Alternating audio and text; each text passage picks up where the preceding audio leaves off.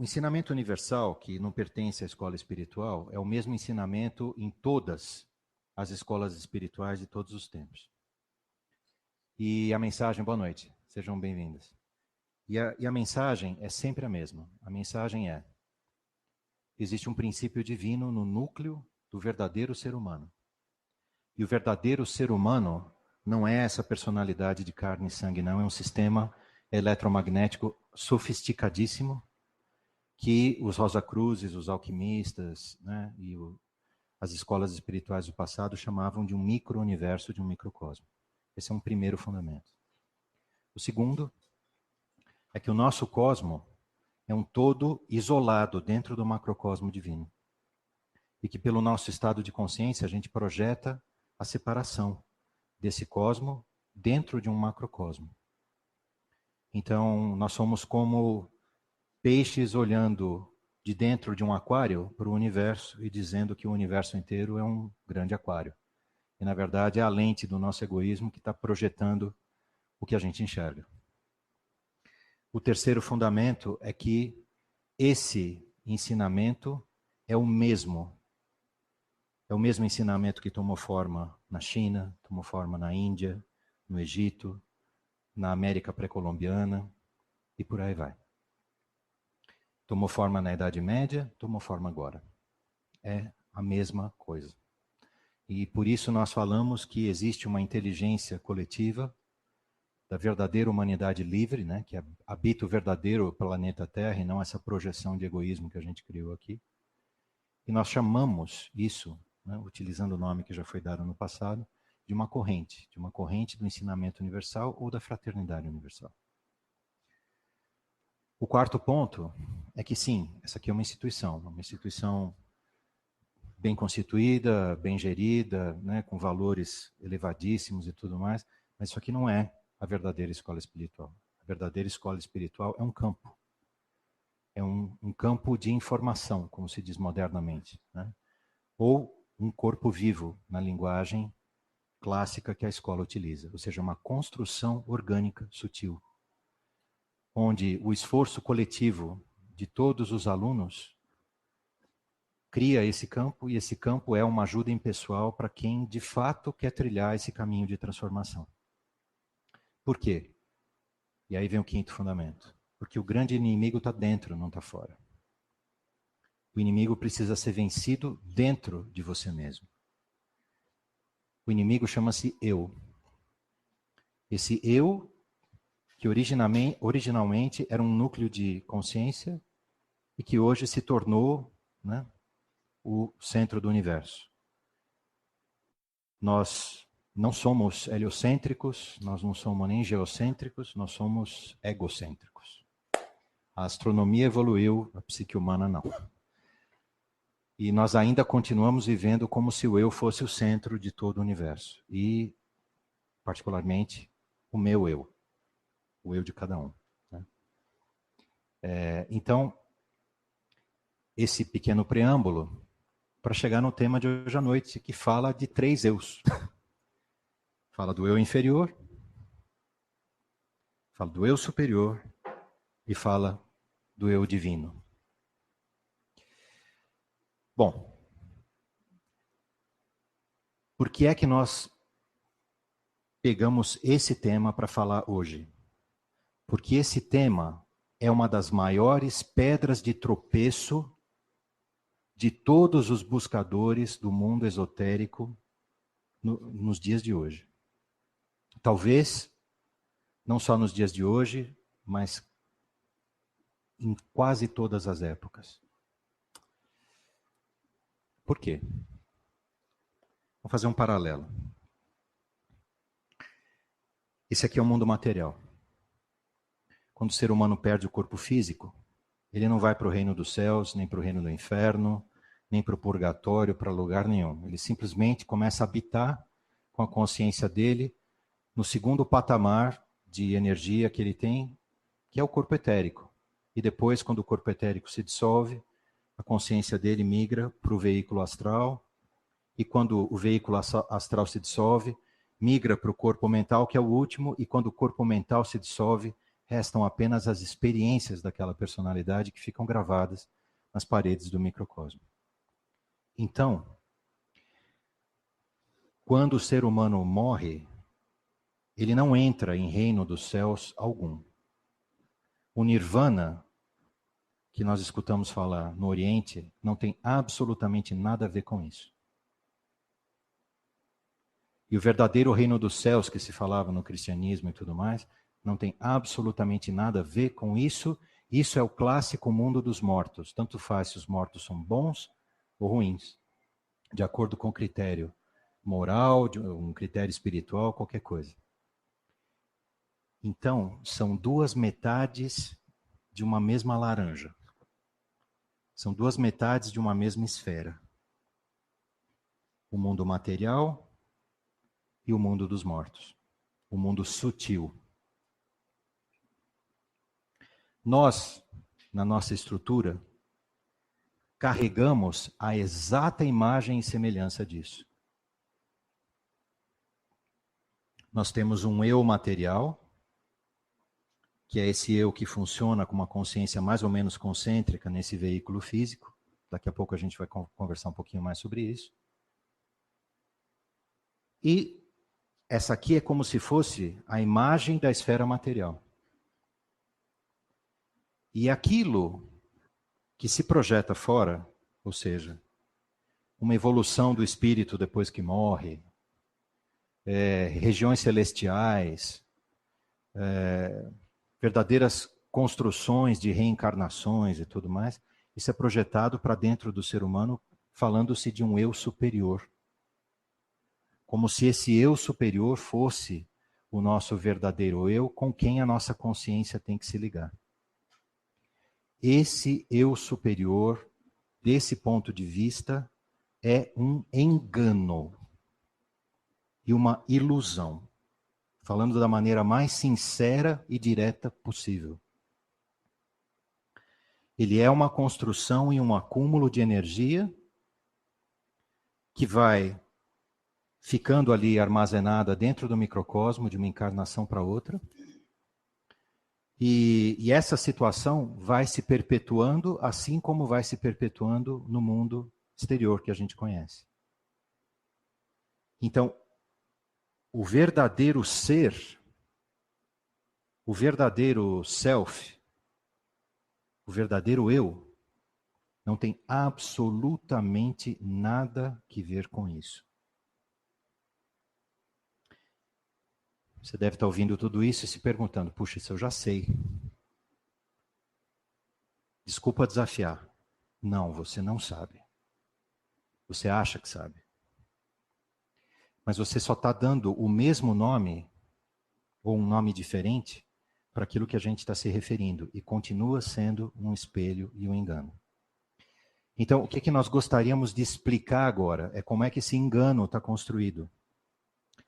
E o que precisa ser transformado, e o que precisa ser demolido, e o que precisa ser reconstruído de verdade no ser humano, para que a verdadeira identidade, porque o verdadeiro núcleo de uma consciência perene, divina, eterna, possa surgir.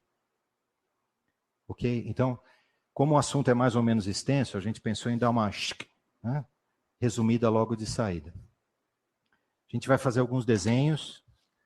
Para aqueles que já tiveram aqui antes, a brincadeira sempre é a mesma. 90% é a sua imaginação, certo? Ajude, né? A capacidade de desenho é sempre muito limitada. Vamos lá. O eu inferior.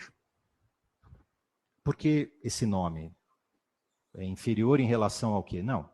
Ele é inferior em vibração, só isso. Ou seja, ele está associado a camadas e a esferas mais densas de vibração e de energia que nós conhecemos por mundo material. Só por isso.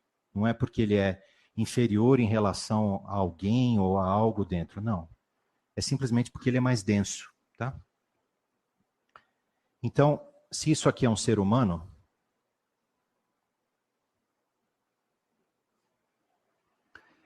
esse eu inferior tem 3 centros nesse ser humano. 3 núcleos de consciência que juntas, ou às vezes funcionando separado, né, dizem alternadamente, esse sou eu, ou isso sou eu mesmo, ou eu penso, ou eu sinto, ou eu faço. Essa é a dica, ou seja, tem um núcleo na cabeça que diz, eu penso assim, eu penso assado, esses aqui são meus pensamentos, essas são as minhas reflexões, são as minhas conclusões, e etc. Não é assim que funciona. Isso é uma ilusão de identidade. Nós somos pensados. As conclusões são conclusões de segunda mão, na grande maioria das vezes. E esse fluxo de pensamento que nós acreditamos que nós controlamos é uma das coisas mais caóticas que existem. É um pensamento gerando o outro, dando para a consciência humana a falsa sensação de que ela é o motor, o ator de toda essa movimentação.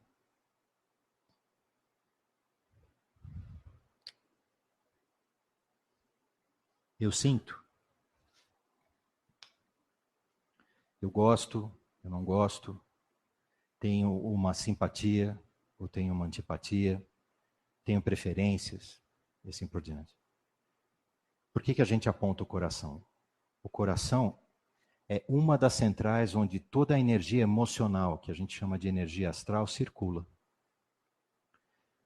É uma energia que circula muito mais rápido que os pensamentos. E que dão para a gente uma sensação ilusória de identidade até mais profunda. Talvez você possa até abrir mão dos seus pensamentos, mas dos seus sentimentos você não vai abrir mão de jeito nenhum, não é? De quem você gosta de verdade, de quem você não gosta, de quais são os vínculos que você criou na sua vida e tudo mais. Mas isso também tem a mesma mecânica. É uma ilusão de identidade. Só que tem uma realidade mais real ainda, né? Mais ilusoriamente real, que é a tua realidade corpórea, a tua identidade corpórea, que é teu eu biológico, que está ancorado, digamos assim, em toda essa parte do organismo humano. No ensinamento universal, eles dizem o seguinte: você tem 2 cérebros no seu corpo, um cérebro racional e um cérebro biológico. Por aqui circula pensamento, por aqui vontade, né? E por aqui circula o quê? Circula energia e material de construção, substância astral e éter. Que de verdade é aquilo que você utiliza para pensar, é aquilo que você utiliza para sentir. E está aqui, seu eu biológico. Esses 3 eus, a psicologia já deu vários nomes.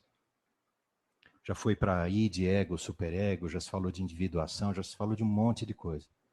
O que a gente gostaria simplesmente de batizar esses 3 aqui, para ficar mais fácil, tá? É que esse aqui é o teu eu consciente.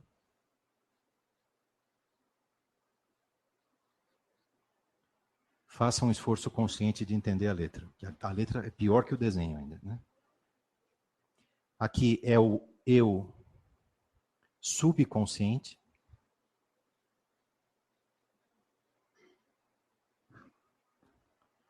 E aqui é o teu eu inconsciente.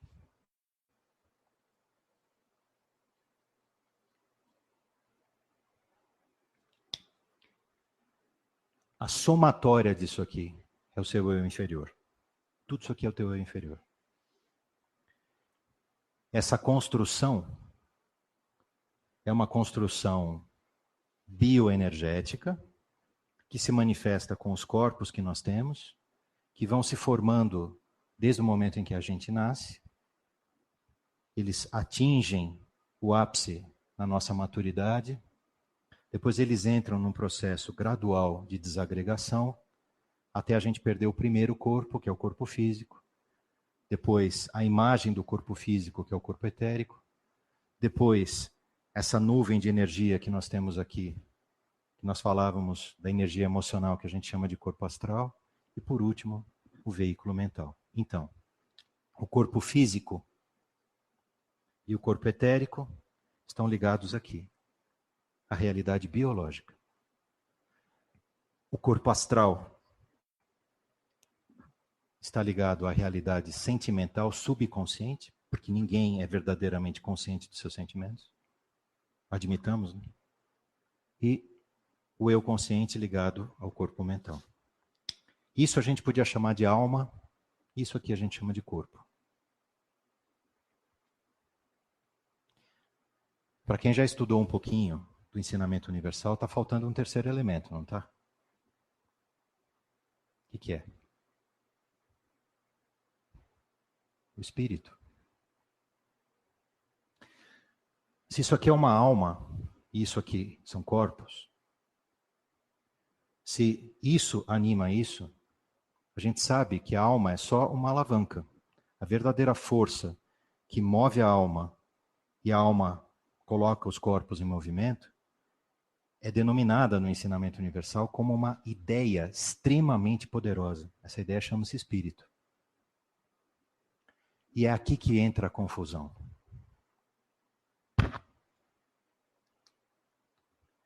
Existe um quarto eu. Um quarto eu que vai acumulando ao longo das várias encarnações onde essa personalidade é construída, que nem um castelo de areia na beira da praia. Aí vem o tempo, vem a onda, e resgata aquilo que é do tempo e desaparece tudo de novo. Só que as marcas dessas experiências, essas vivências vão ficando acumuladas nas paredes desse micro-universo, desse microcosmo que a gente vive. E ao longo do tempo, ao longo dessas infinitas encarnações, do mesmo jeito que acontece com o nosso planeta, ao longo da história da humanidade, tudo aquilo que é pensado, tudo aquilo que é sentido, tudo aquilo que é realizado, vai se gravando, como se fosse aqueles sarcófagos que a gente encontra no Egito, onde a vida do faraó está inteirinha entalhada em cima daquele monstro de pedra dentro do qual ele foi colocado depois de morrer. Então, tudo isso aqui vai se acumulando e é como se uma imagem, fosse sendo criada de tudo aquilo que foi sendo acumulado ao longo do tempo.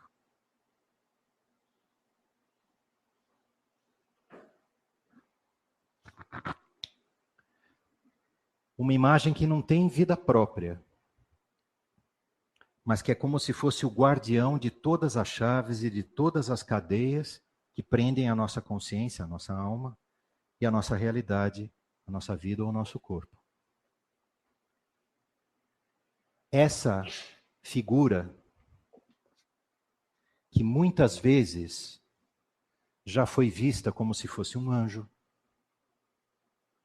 que já foi vista pelas pessoas como se fosse um demônio, que já foi vista pelas pessoas como se fosse um profeta de uma determinada religião, ou uma figura feminina de outras religiões, e eu estou sendo aqui propositadamente lacônico nas minhas colocações para não ficar colocando em evidência nenhuma linha religiosa, porque a gente respeita todas, mas assim, é importante que vocês entendam qual é o fenômeno que está por trás, tá? Isso aqui, as pessoas acreditam ser uma forma espiritual. Acreditam ser uma fonte de iluminação espiritual, de inspiração espiritual. Mas, na verdade, isso aqui não passa de um eu. Esse é o eu superior. O eu superior que é formado de tudo aquilo que circula de energia vital, de energia astral e de energia mental, e que vai sendo gravado como se fosse uma constelação, um céu zodiacal, o nosso microcosmo. Depois de um dia cósmico inteiro, que é um período extremamente longo, essa figura também ela se desvanece, ela também se transforma apenas em registros.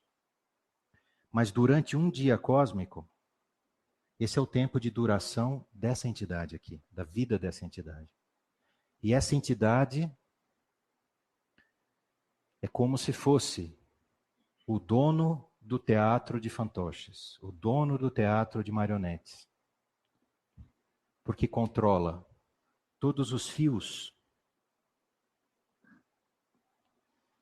que manipulam a maneira como nós pensamos, todas as linhas de força que manipulam como nós agimos e também as nossas reações que acabam retroalimentando os nossos próprios pensamentos e os nossos sentimentos.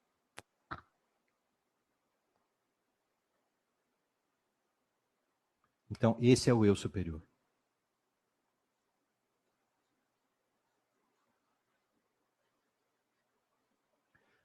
Tão egoísta,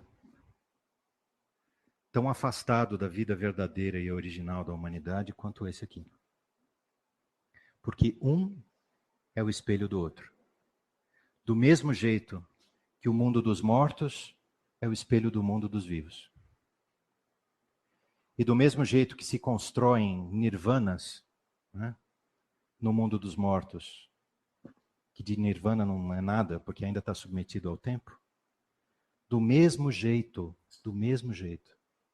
incontáveis linhas que se dizem linhas esotéricas, se prestam apenas para tornar esses fios ainda mais fortes. Através de quê? Eu vou dar 3 exemplos bobinhos, tá bom?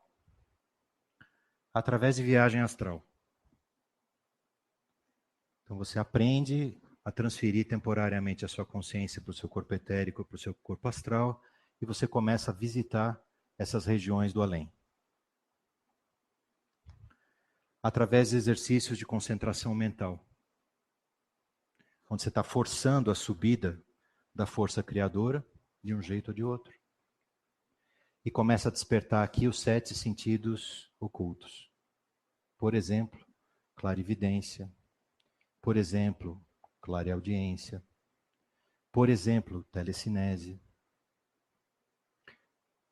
Influência sobre outras pessoas e por aí vai. Poderes. Ou, aqui, poderes curadores. Imposição de mão. Cura por manipulação de meridianos do corpo etérico. E por aí vai. Conhecimento, projeção, poder. Poderes para o eu inferior, que partem de onde? Do eu superior. Do eu para o próprio eu. E o que resulta disso aqui? Desse gênio da lâmpada que atende incontinente a todos os pedidos que são feitos aqui. Tic, tic, tic, tic. O que você quer agora? Eu quero ver o mundo astral. Toim. Senta aí, faz meia dúzia de exercícios, segue isso. Puf. Agora eu quero controlar a mente do outro. Então você vai lá na frente do espelho, concentra a mente, acende uma vela, barará, barará, né? Não, isso não acontece. Né? E aí você vai lá e tchum, né? Começa a controlar a mente do outro, do cidadão. Hipnotizar, curar, magnetizar, tarará. Bacana, né? Só que é uma barganha. Aquela expressão, there is no free lunch, não tem almoço de graça, né? É esoterismo puro e verdadeiro, né? O mundo é feito de um toma lá da cá. Não dá. Então, para cada dom que é oferecido aqui, como se fosse saindo da lâmpada do gênio mesmo, mais abertura, mais controle esse eu inferior oferece. E menos livre-arbítrio ainda ele tem. Então, se nós somos pensados, seremos muito mais pensados ainda. Sentidos e reagidos por essa estrutura. Porque qual é o objetivo dessa estrutura? Se perenizar também. Não se busca vida eterna depois da morte? Não existe.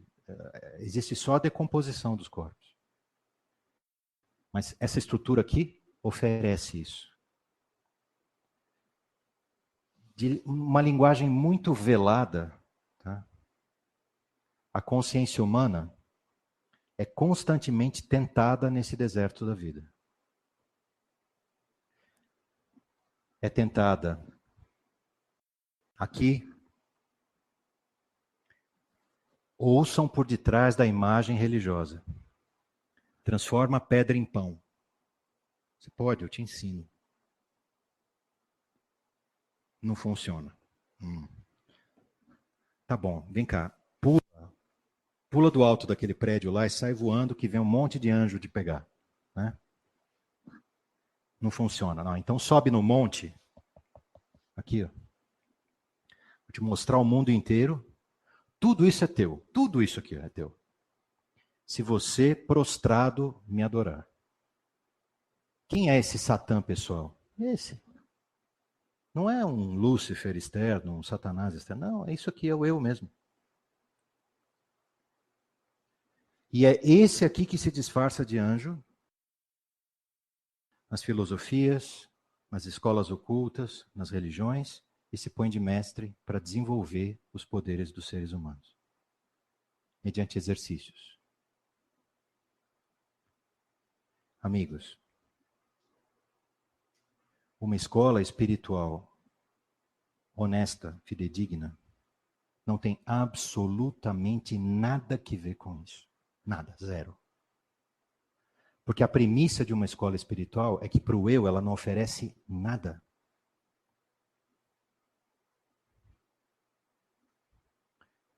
Meu reino não é deste mundo.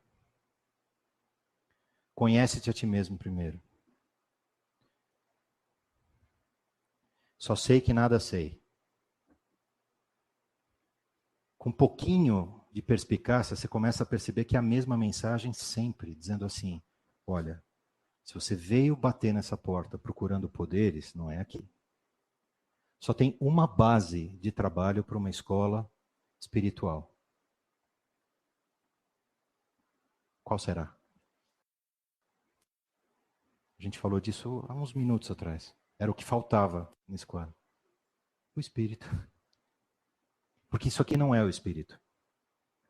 Isso aqui é a projeção de uma vida.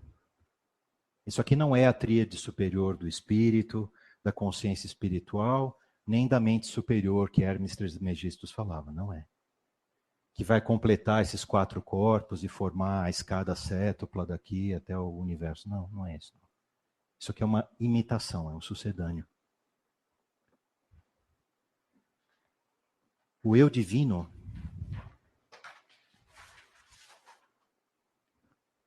e eu estou virando a página não é porque ele está em outro plano, mas simplesmente que aquela está bem poluída pelo eu. Né? Então, vamos dar um comecinho. Né? Nós falamos do microcosmo, não falamos? Muito bem. Nós exploramos agora, nessa primeira meia hora, toda essa estrutura complicadíssima do eu. Não é?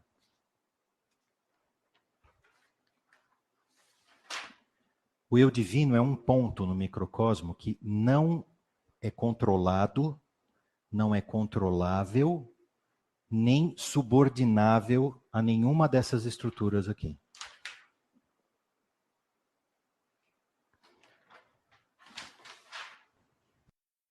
Ele é o centro matemático do microcosmo. Como ele é um princípio, e um princípio que não está associado diretamente a uma manifestação material, ou seja, é uma força, é uma ideia. Né? No passado, para ilustrar isso, foram utilizados nomes que falavam de uma possibilidade de florescimento, que falavam de uma partícula, que falavam de algo que o eu não consegue nem agarrar. Por isso que a escola chama esse princípio de um átomo. Hoje, se nós fôssemos dar um nome de novo para isso, talvez a gente chamasse de singularidade, alguma coisa que na física vai além daquilo que a gente consegue intuir diretamente. Um átomo, um botão de rosa, uma flor de lótus, é o mesmo princípio, ou seja, é o verdadeiro núcleo que não tem relação direta com o eu e não se subordina ao eu, mas que é o único ponto para transformar toda essa estrutura aqui.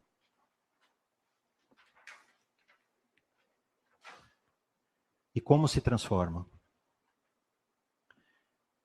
Começando da ideia mais potente do universo, que é o próprio espírito. E a partir dele, recriando aqueles 3 centros da alma que nós falamos.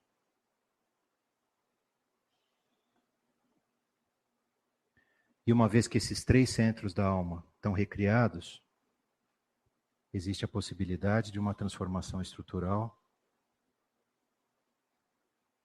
de toda a construção orgânica. Essa é a razão pela qual, com alguma liberdade geométrica, esse aqui é o símbolo da escola. E a proposta de trabalho da escola é recriar toda aquela estrutura anterior com base nisso aqui. Recriar como? Desenvolvendo, melhorando, deixando mais bonzinho, dando mais poderes, oferecendo exercícios? Não, zero disso. Demolindo. Demolindo a estrutura do egoísmo que está ancorada em tudo isso aqui. Através de um longo processo, de um longo caminho, que é levado a cabo em grupo. E que na escola leva o nome de discipulado.